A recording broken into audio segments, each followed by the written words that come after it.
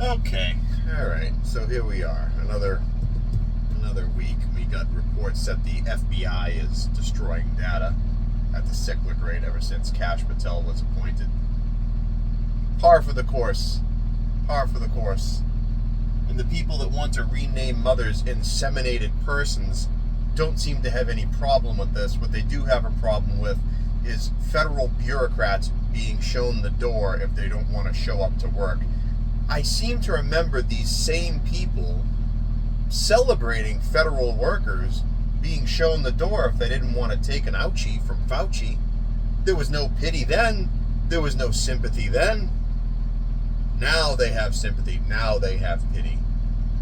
I would call these people hypocrites, but that would allude to the idea that they are intelligent enough to know that they're lying for political purposes. I sincerely believe at this point they're just so fucking dumb that they don't realize that they're being hypocritical. That's where I'm at with it. Kash Patel as the director of the FBI, I think is a good thing. Dan Bongino as the assistant director, I think is also a good thing. I think that the FBI needs an enema in a pretty serious way, as evidenced by the reports that they're destroying siloed information on FBI servers. It's kind of a big deal. Then you had the reports about the White House itself, the Oval Office being bugged. Look, I don't know how true this stuff is, but the fact that it's even believable should be concerning.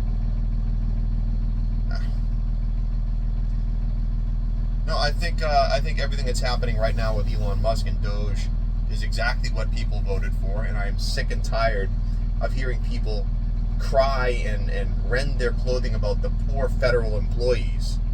No, I don't care. No. We have to, we live by rules of accountability out here in the private sector. If I don't show up to work for a couple of days, what do you think's going to happen? If my boss shoots me a text message on the weekend when I'm off, and I don't respond to it, how do you think that looks on me?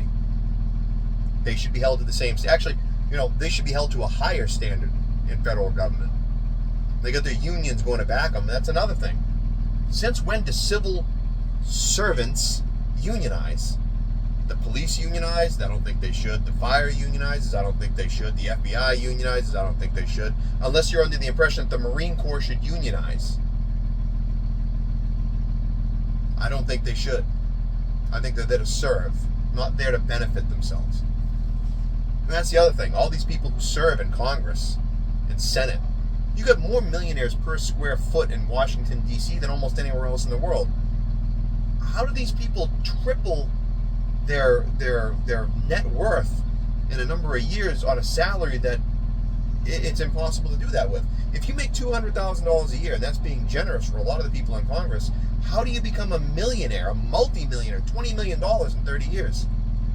You would have to save every single paycheck and then really, really, really invest like Nancy Pelosi well in order to accomplish that. So how are they doing it? Why does no one care about this? You guys really, really wanted to see Donald Trump's private sector W-2s. You really want to see his tax returns. But the people bilking the system and becoming multimillionaires in government, you really have no interest in seeing their tax returns. You want to see Elon Musk's tax returns, but you don't want to see the people's tax returns who make their money fucking you over. This is why no one takes you seriously.